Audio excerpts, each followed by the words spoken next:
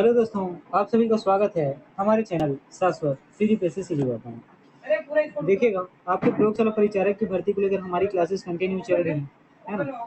इसी सीरीज में आज हम लोग आगे बढ़ते हैं और ये आपके 15वें नंबर का क्लास है ना। याद रखिएगा, ये क्लास आपके 15वें नंबर का है और विज्ञान के 60 नंबर वाले सेक्शन को हम लोग कंप्लीट करने की कोशिश कर रहे हैं। ठीक है, तो चलिए देखते हैं जितने भी महत्वपूर्ण इंपॉर्टेंट क्वेश्चन मैंने लाया है। ठीक है, ये सारे क्वेश्चन जो है इंपॉर्टेंट है, किसी न किसी पेपर में पूछे गए हैं, है ना। तो चलिए क्लास अब क्या हम लोग आगे कंटिन्यू करते हैं। देखिए दोस्तों, ये आपका पहला प्रश्न है। ये आपका पहला प्रश्न है, आप इसे बनाने की कोशिश कर सकते हैं। देखिए, सबसे पहले हम लोग प्रश्न को पढ़ते हैं, देन इसको सॉल्व करने की कोशिश करेंगे। ठोस अशुद्धियों के शुद्धिकरण के लिए निम्नलिखित में से कौन सी प्रक्रिया उपयोगी नहीं है। अशुद्धि किस प्रकार का है? ठोस है ना। और ठोस अशुद्धि को क्या करना है? हमें शुद्ध करना है। क्या करना है? शुद्ध करना है। तो कौन सी प्रक्रिया नहीं अपनाई जा सकती है आपको बताना है। ए आसमान, बी ऊर्ध्वपातन, सी क्रिस्टलीकरण, डी उपयुक्त सभी। तो याद रखिएगा, अगर अशुद्धि जो है, अशुद्धि का जो रूप है ये अगर ठोस रूप में है, ठीक है, अशुद्धि अगर ठोस रूप में है तो कौन सी प्रक्रिया नहीं अपनाई जा सकती है पूछा गया। तो इसका सही आंसर होगा आपका आंसर उत्तर ऑप्शन ए, आसमान। ठीक है, इसका सही आंसर होगा आपका कौन सा? तो आसमान। आसमान की प्रक्रिया में याद रखिएगा प्रायः तरल अशुद्धि, ठीक है, जो तरल अशुद्धि है उसकी शुद्धिकरण का काम आसमान की प्रक्रिया में किया जाता है। तरल अशुद्धि का शुद्धिकरण ये किस में किया जाता है? तो याद रखिएगा आसमान की प्रक्रिया में किया जाता है। ठीक है, और जबकि याद रखिएगा ऊर्ध्वपातन क्रिस्टलीकरण, ठीक है, ऊर्ध्वपातन और क्रिस्टलीकरण का उपयोग ये ठोस अशुद्धि, ठीक है, ये क्या ठोस अशुद्धि के शुद्धिकरण के लिए किया जाता है। ठीक है, तो आसमान की प्रक्रिया में शुद्धिकरण किया जाता है तरल अशुद्धि का, और ऊर्ध्वपातन और क्रिस्टलीकरण में आपके ठोस अशुद्धि का क्या तो शुद्धिकरण किया जाता है। ठीक है, चलिए आगे बढ़ते हैं। देखिएगा, ये आपका अगला प्रश्न है। ये पेपर में कई बार पूछा गया है ना, बहुत बार ये आपके पेपर में आया है। याद रखिएगा, सीजीबीएफएम के और पीएससी के पेपर में। ठोस कपूर से कपूर वाष्प बनाने की प्रक्रिया को कहते हैं। कपूर क्या होता है? ठोस अवस्था में होता है, ठीक है, और उसके बाद क्या करते हैं, आप इसको जलाते हैं तो इससे क्या मिलता है? आपको वाष्प मिलता है। इस प्रक्रिया को क्या कहते हैं ये आपको बताना है। ए वाष्पीकरण, बी हिमीकरण, सी पिघलना, डी ऊर्ध्वपातन। तो यहाँ पर आपका सही उत्तर हो जाएगा ऑप्शन डी, ऊर्ध्वपातन। ठीक है, याद रखिएगा कुछ ठोस के अंतर्गत आप क्या ले सकते हैं? कपूर ले सकते हैं। इसको आप गर्म करेंगे, ठीक है, इसको आप गर्म करेंगे तो ये द्रव नहीं बनता है।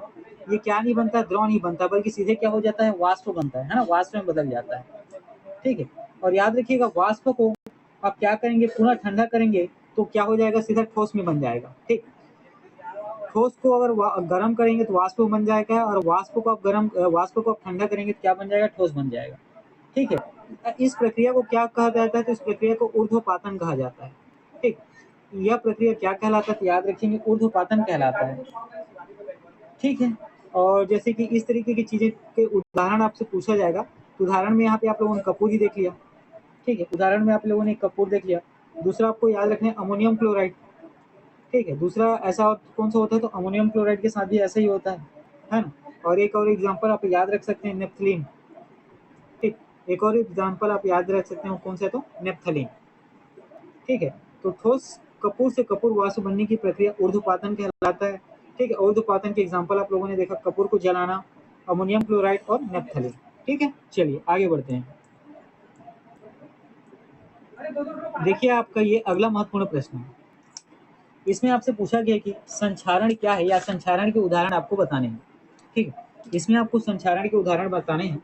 ऑप्शन ए, सिल्वर पर काले रंग की परत बनाना, बी तांबे पर हरे रंग की परत बनाना, सी लोहे पर भूरे रंग की परत बनाना, ऑप्शन डी उपयुक्त सभी, और ई इनमें से कोई नहीं।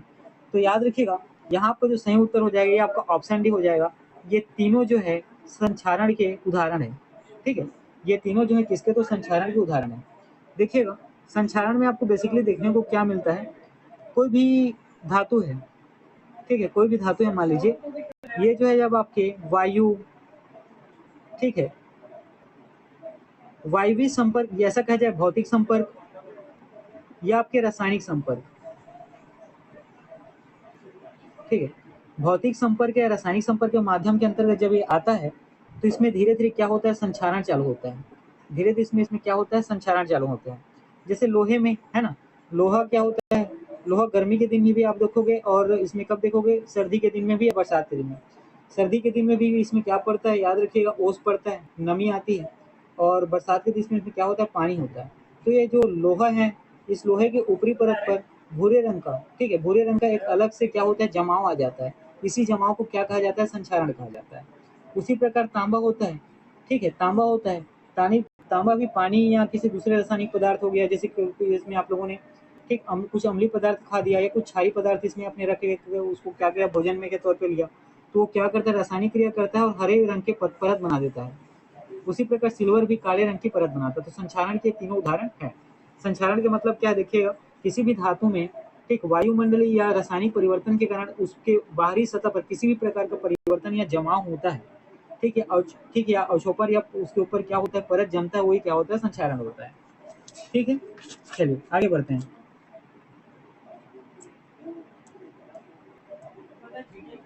देखिएगा, ये आपका अगला प्रश्न है। इस प्रश्न में आपसे पूछा गया है कि तीसरे और चौथे समूह के ऑक्साइड का सामान्य गुणधर्म क्या है, ये आपको बताने हैं।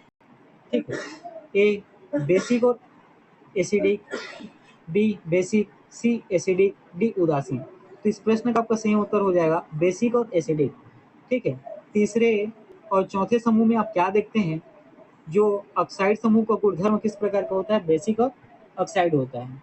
ठीक है, और ये ऑक्साइड किस प्रकार के होते हैं, जो ऑक्साइड होता है ये उभयधर्मी होता है। ठीक है, क्या होता है, उभयधर्मी होता है, मतलब क्या होता है, बेसिक भी होता है, ऑक्साइड भी होता है। ठीक, बेसिक भी होता है और एसिडिक भी होता है। ठीक, इतनी चीजें हुई। चलिए आगे बढ़ते हैं। देखिएगा, ये आपका अगला प्रश्न है। इस प्रश्न में पूछा गया कि भूपटपटी में पृथ्वी की जो सबसे बाहरी सतह है उसमें सर्वाधिक पाए जाने वाला तत्व कौन सा है, ये आपको बताने हैं। A oxygen, C manganese, B nitrogen, D silicon. तो भूपटपटी में सर्वाधिक पाए जाने वाला तत्व कौन है, तो ऑप्शन आपका सही हो जाएगा ऑक्सीजन। ठीक है, कौन सा सही हो जाएगा, तो याद रखिए ऑक्सीजन। भूपटपटी में ऑक्सीजन लगभग आपको कितना, तो 47% देखने को मिलता है। ठीक है, भूपटपटी में 47% ऑक्सीजन देखने को मिलता है।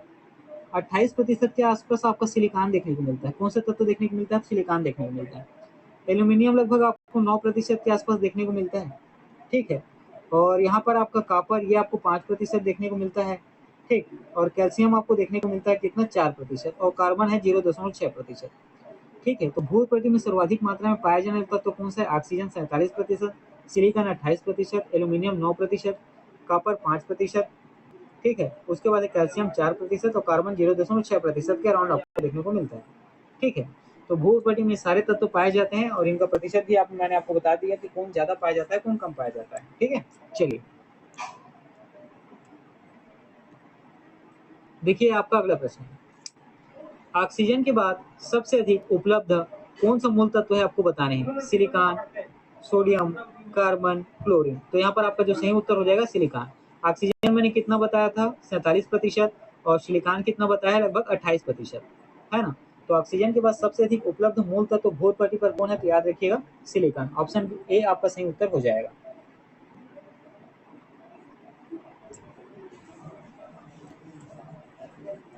देखिएगा, ये आपका अगला प्रश्न है ना। ये आपका अगला प्रश्न है और साथ ही बहुत ही अच्छा सा प्रश्न है।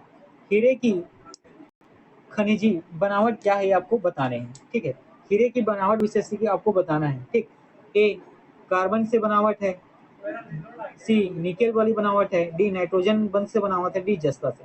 तो याद रखिएगा हीरे की खनिजी बनावट किसके है, तो कार्बन का है। हीरे के बारे में क्या याद रखना है कि कार्बन का अपरूप है ना।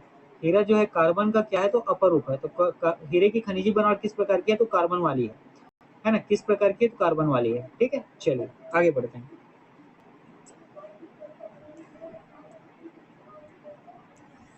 देखिए, ये आपका अगला प्रश्न है। निम्नलिखित में से कौन सा तत्व सबसे पहले कृत्रिम रूप से उत्पादित किया गया। ठीक है, मतलब मानव ने बनाया है, मानव द्वारा बनाया गया पहला तत्व पूछा गया है। ठीक, मानव द्वारा बनाया गया पहला तत्व कौन सा है आपको बताने हैं। ए नेपट्यूनियम, बी प्लूटोनियम, सी फ्रेंसियम और डी टेक्नीशियम। तो मानव द्वारा बनाया गया सबसे पहला जो तत्व है वो कौन सा है, तो ऑप्शन डी टेक्नीशियम। ठीक है, कौन सा है तो टेक्नीशियम। और कैसा तत्व है तो याद रखिएगा रासायनिक तत्व है। टेक्नीशियम के बारे में क्या याद रखना है, ये रासायनिक तत्व है जिसको मानव द्वारा कृत्रिम रूप से पहली बार बनाया गया। ठीक है, और इसका परमाणु क्रमांक अगर आपसे पूछे, ठीक, एटॉमिक नंबर आपको पूछा है टेक्नीशियम का, तो ये कितना 43 है। कितना होता है, 43 होता है। ठीक है, बस इतना ही चीज याद रखना है आपको। देखिएगा, ये आपका अगला प्रश्न है। चलिए, अब सबसे पहले प्रश्न को पढ़िएगा। जिस धातु कर्म प्रक्रिया के अंतर्गत धातु मिश्रित अवस्था में पाई जाती है। ठीक है, मिश्रित अवस्था में क्या तो पाई जाती है, तो क्या कहते हैं ये आपको बताने हैं। किस धातु कर्म प्रक्रिया के अंतर्गत है ना, जो धातु मिश्रित अवस्था में पाई जाती है उसे क्या कहते हैं ये आपको बताना है। ए प्रगलन, बी भर्जन, सी कैल्सीकरण, डी झाग प्लावन। ई उपयुक्त में से कोई नहीं है, उपयुक्त में से एक से अधिक। तो याद रखिएगा, अगर धातु कर्म की प्रक्रिया चल रही है और धातु मिश्रित अवस्था में पाई जाती है तो उसको क्या कहा जाता है, प्रगलन। वो क्या कहलाता है, याद रखिएगा, प्रगलन कहलाता है। प्रगलन की क्रिया में होता क्या है, बेसिकली देखिएगा, जो धातु होता है उसका अपचयन होता है। धातु का क्या होता है तो याद रखिएगा, अपचयन होता है। और इसका अपचयन किया जाता है उच्च ताप पर। किस पर, तो उच्च ताप पर। और इसी प्रक्रिया में है ना, धातु उच्च ताप पर क्या होता है, अपचयन होने के बाद क्या होता है, ठीक है, इसकी अवस्था जो है संगलित अवस्था में आ जाती है। किस प्रकार की अवस्था में, तो संगलित अवस्था में। तो ये बेसिकली किसमें होता है, तो प्रगलन में होता है। ठीक है, चलिए आगे बढ़ते हैं।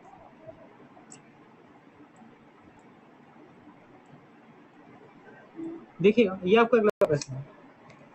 ये जो है आपका अगला प्रश्न है, सबसे अधिक क्रियाशील धातु कौन सी है आपको बताने हैं, है ना।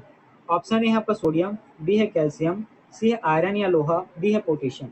तो यहाँ पर आपका सही उत्तर हो जाएगा ऑप्शन डी पोटेशियम, है ना। सबसे अधिक क्रियाशील धातु के बारे में पूछा जाएगा तो कौन सा, याद रखिएगा, पोटेशियम।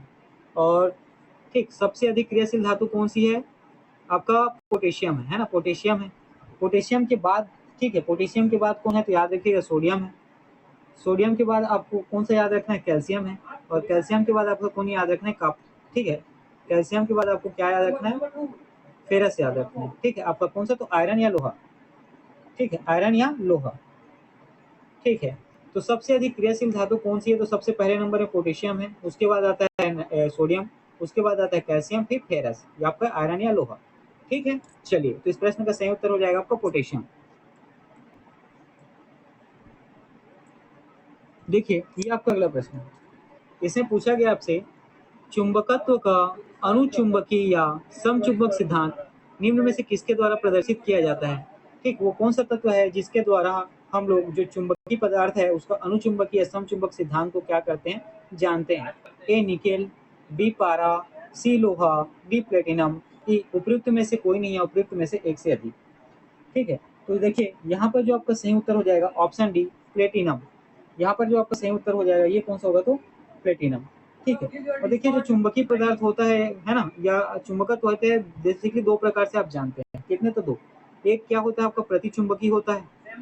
ठीक है, बेसिकली ऐसा समझिए, एक आप क्या होता है, प्रतिचुंबक होता है, और दूसरा क्या होता है आपका अनुचुंबक होता है। ठीक, दूसरा आपका क्या होता है, अनुचुंबक होता है। ठीक है, प्रतिचुंबक में क्या करते हैं, दोनों एक दूसरे को क्या करते हैं, प्रतिकर्षित करते हैं। प्रतिचुंबक में दोनों एक दूसरे को प्रतिकर्षित करते हैं, और अनुचुंबक में दोनों से क्या होते हैं, एक दूसरे को आकर्षित करते हैं। ठीक, एक दूसरे को क्या करते हैं, तो आकर्षित करते हैं। ठीक है, एक दूसरे को क्या करते हैं, तो आकर्षित करते हैं। ठीक, और साथ में अगर आपसे पूछा जाए कुछ अनुचुंबकीय पदार्थ, ठीक, अनुचुंबकीय, ठीक है, अनुचुंबकीय पदार्थ के बारे में पूछा जाए तो यहाँ पे आप नाम याद रखिए, एल्यूमिनियम कैसा है, तो अनुचुंबकीय है। उसी प्रकार कैल्शियम के बारे में भी याद रखना है, क्रोमियम भी याद रखना है, लिथियम में याद रखना है, अनुचुंबकीय है। प्लेटिनम आपको याद रखना है क्या है, तो अनुचुंबकीय है। ठीक है, तो अनुचुंबकीय कौन सा है, एल्यूमिनियम है, कैल्शियम है, क्रोमियम है, लिथियम है और प्लेटिनम है। ठीक, इतनी चीजें क्लियर हुई। चलिए आगे बढ़ते हैं। देखिएगा, ये आपका अगला प्रश्न है। निम्नलिखित धातु युग्मों में से किस एक में क्रमशः सबसे हल्की धातु और सबसे भारी धातु है? यहाँ पे धातु युग्म दिया है, उसमें कौन जो है सबसे हल्का और सबसे भारी है, इसका आपको संयोग बताएं। ए लिथियम एवं पारा, बी लिथियम एवं ऑस्मियम, सी एल्यूमिनियम एवं ऑस्मियम, डी एल्यूमिनियम एवं पारा। देखिए इस प्रश्न का आपका सही उत्तर हो जाएगा ऑप्शन बी लिथियम एवं ऑस्मियम, लिथियम एवं ऑस्मियम। ठीक है, तो देखिएगा इसमें क्या पूछा गया है आपको, सबसे हल्की धातु और सबसे भारी धातु। ठीक है, सबसे हल्की धातु और सबसे भारी धातु। तो लिथियम का परमाणु क्रमांक आपको कितना मिलता है, लगभग 7 आपको देखने को मिलता है, 6.9। ठीक है, लिथियम का परमाणु भार कितना देखने को मिलता है, तो याद रखिएगा 6.9। ठीक है, और जो ऑस्मियम है इसका आपको परमाणु भार कितना देखने को मिलता है, तो याद रखिएगा 26.9 या कहे 27। ठीक है, तो लिथियम का परमाणु भार कितना देखने को मिलता है आपको 7, जो सबसे हल्का है इसमें। ऑस्मियम सबसे भारी है कितना, तो 27। ठीक है, इतनी चीजें क्लियर हुई। चलिए आगे बढ़ते हैं। देखिएगा ये आपका अगला प्रश्न है, निम्नांकित में से कौन सा कठोरतम धातु ये आपको बताना है, सबसे कठोर धातु कौन सा ये आपको बताना है। ए सोना, बी लोहा, सी प्लेटिनम और डी टंगस्टन, और डी क्या, तो टंगस्टन। तो देखिए इस प्रश्न का आपका सही उत्तर हो जाएगा ऑप्शन डी टंगस्टन। इन दिए हुए धातुओं में सबसे ज्यादा कठोर कौन सा है, तो टंगस्टन। ठीक है, और इसकी टंगस्टन का जो कठोरता का स्तर है ये कितना है, तो याद रखिएगा 7.5। कितना है, तो 7.5। उसी प्रकार प्लेटिनम, प्लेटिनम का जो कठोरतम स्तर कितना है, ये 4 से 4.5 है। कितना, 4 से 4.5। उसी प्रकार आपका लोहा है, लोहा का कितना है, तो एग्जैक्ट याद रखिएगा 4.5 है। लोहे का कितना है, 4.5 है। और जो सोना है, सोना का जो कठोरतम स्तर है, ठीक है, सोना का ये कितना है, याद रखिएगा 2.5 से 3 के बीच। तो यहाँ सबसे कठोर धातु कौन सा हो गया, टंगस्टन। कितना है, तो 7.5। प्लेटिनम कितना है, तो 4 से 4.5। लोहा कितना है, 4.5। और सोना कितना है, 2.5 से 3। ठीक है, इतनी चीजें क्लियर हुई। चलिए आगे बढ़ते हैं। देखिएगा ये आपका अगला प्रश्न है, ये जो है आपका अगला प्रश्न है, इसमें आपसे पूछा गया कि निम्नलिखित में से कौन सा पदार्थ, ठीक है, निम्नलिखित में से कौन सा पदार्थ पृथ्वी पर प्राकृतिक रूप में पाए जाने वाले सबसे कठोर पदार्थ है। किस रूप में, तो प्राकृतिक रूप में पाया जाता है, और प्राकृतिक रूप में पाया जाने वाला सबसे कठोर पदार्थ कौन सा, ये आपको बताना है। Option A graphite, option B wurtzite boron nitride, option C लोहा, ऑप्शन डी हीरा। तो याद रखिएगा प्राकृतिक रूप से पृथ्वी में पाया जाने वाला सबसे कठोर धातु कौन सा है, या सबसे कठोर पदार्थ कौन सा है, तो याद रखिएगा हीरा है। कौन है, तो हीरा है। ठीक है, चलिए आगे बढ़ते हैं। देखिएगा ये आपका अगला प्रश्न है, ये आपका क्या, तो अगला प्रश्न है, इसमें आपसे पूछा गया है निम्नलिखित में से कौन सा एक पदार्थ बहुत कठोर और बहुत तन्य है, आपको बताने हैं। ठीक है, वो एक ऐसा पदार्थ है जो क्या है, बहुत ज्यादा कठोर है और साथ में बहुत ज्यादा तन्य है। A carborundum, B C cast iron, D tungsten, D nichrome. तो यहाँ पर आपका सही उत्तर हो जाएगा ऑप्शन डी नाइक्रोम। ठीक है, ये देखिएगा जो हीटर होता है ना, इलेक्ट्रिक हीटर, ठीक है, इंडक्शन की बात नहीं कर रहा मैं, एक दूसरे हीटर की बात कर रहा हूँ, है ना। इसमें जो लगा रहता है कॉइल, जो कॉइल लगता है वो किसका बना होता है, नाइक्रोम का बना होता है। याद रखिएगा ये क्या होता है, बहुत ही कठोर होता है और साथ में बहुत ही तनी होता है। तनी कहने का मतलब लचीला। ठीक है, तो कार्बोरंडम के बारे में क्या याद रखना, देखिए किसका याद है, तो एल्यूमिनियम का याद है। ठीक है, ये क्या है, तो एल्यूमिनियम का याद है। ये कठोर तो है, कार्बोरंडम कठोर है लेकिन तन्य नहीं है। ठीक है, लेकिन तन्य नहीं है। उसी प्रकार अगला आप यहाँ पे देखेंगे कास्ट आयरन। कास्ट आयरन के बारे में याद रखिएगा, क्या होता है, कठोर तो होता है लेकिन ये क्या होता है, भंगुर प्रवृत्ति का होता है ना, भंगुर प्रवृत्ति का होता है। इसको छूने से भी ये क्या हो जाता है, टूट जाता है। ठीक है, टंगस्टन का याद रखिएगा, गलनांक बिंदु क्या होता है, निम्न होता है ना। टंगस्टन के बारे में क्या याद रखेंगे, इसका गलनांक बिंदु क्या होता है, निम्न होता है ना। गलनांक बिंदु क्या होता है, निम्न होता है। ठीक है, तो यहाँ पर आपका सही उत्तर कौन हो जाएगा, ऑप्शन डी नाइक्रोम। ठीक है, चलिए आगे बढ़ते हैं। देखिए दोस्तों ये आपका अगला प्रश्न है, इसमें आपसे पूछा गया है कि निम्नलिखित में से सबसे भारी धातु कौन सा, ये बताने हैं। सबसे भारी धातु बताना है ना आपको। ए सोना, बी चांदी, सी पारा, डी प्लेटिनम। तो आपका सही उत्तर हो जाएगा ऑप्शन डी प्लेटिनम। ई उपयुक्त में से कोई नहीं, उपयुक्त में से एक सदी के जानने की जरूरत नहीं है। तो निम्न में से सबसे भारी धातु कौन सा, तो प्लेटिनम है।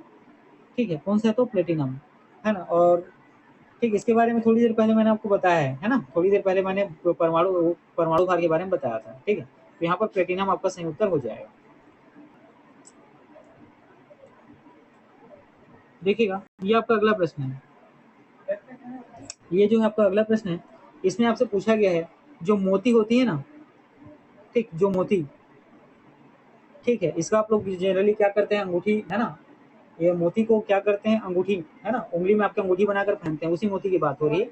तो मोती की रासायनिक संरचना क्या होती है आपको बतानी है। A calcium carbonate, B calcium carbonate तथा magnesium carbonate, C calcium chloride, D calcium sulphate. तो मोती की रासायनिक संरचना किस प्रकार की होती है, तो यहाँ पर आपका ऑप्शन ये सही हो जाएगा, कैल्शियम कार्बोनेट है ना। कैल्शियम कार्बोनेट का इसका क्या होता है, संरचना होती है। इसमें लगभग 85% क्या होता है, तो याद रखिएगा कैल्शियम कार्बोनेट होता है। 85% क्या होता है, कैल्शियम कार्बोनेट होता है। साथ में संरचना में 2 से 4% आपको H2O देखने को मिलता है। कितना, H2O देखने को मिलता है। और याद रखिएगा 0 से 10% के बीच में आपको कांचीओलिन देखने को मिलता है। क्या, तो कांचीओलिन, ठीक है। कांचीओलिन बेसिकली होता क्या, तो याद रखिएगा प्रोटीन होता है। कांचीओलिन बेसिकली क्या होता है, तो याद रखिएगा प्रोटीन होता है। ठीक, इतनी चीजें बेसिकली आपको क्या याद रखना है, कैल्शियम कार्बोनेट इसकी संरचना होती है, रासायनिक संरचना। ठीक है, चलिए देखिए ये प्रश्न फिर एक बार आ गया आपके पास। मोती जो है मुख्य रूप से किससे बना होता है, ये आपको बताना है। Calcium oxalate, calcium carbonate, calcium sulphate, calcium oxide. थोड़ी देर पहले मैंने आपको बताया है ना। तो मोती किससे बना होता है, तो यहाँ पर आपका जो सही उत्तर हो जाएगा कैल्शियम कार्बोनेट, है ना। कैल्शियम कार्बोनेट इसकी संरचना क्या होती है, कैल्शियम कार्बोनेट की होती है। क्या होगा, ये इसी से बना रहता है। देखिएगा ये आपका अगला प्रश्न है। इस प्रश्न में पूछा गया आपसे, आजकल जो है ना, आजकल जो है सड़क की रोशनी में पीले लैंप बहुतायत में प्रयुक्त हो रहे हैं, है ना। इन लैंपों में निम्न में से किसका उपयोग किया जाता है, आपको बताना है। ए सोडियम का, बी नियान का, सी हाइड्रोजन का, डी नाइट्रोजन। तो याद रखिएगा जो पीला लैंप है इसमें किसका इस्तेमाल हो रहा है, तो सोडियम का। ठीक है, सोडियम अगर का प्रयोग होगा तो रोशनी कैसा देगा, पीली कलर का देगा, है ना, पीले कलर का देगा। अगर वहां पे, ठीक है, अगर वहां पे देखिएगा सोडियम की जगह आपका अगर मर्क्यूरी, ठीक है, मरकरी का प्रयोग होगा तो वहाँ किसका रोशनी जो है ये क्या हो जाएगी, श्वेत नीलाभ हो जाएगी, है ना। जो आजकल आप देखते होंगे सादे कलर की जो लाइट जलती है ना, और साथ में इसका इस्तेमाल आप लोग किसमें देखा, बाइक और स्कूटी में देखने को मिल रहा है। जो सादे कलर की लाइट जलती है ना, 4 व्हीलर्स में, वहाँ किसका इस्तेमाल होता है, तो Hg का होता है। ठीक है, चलिए आगे बढ़ते हैं।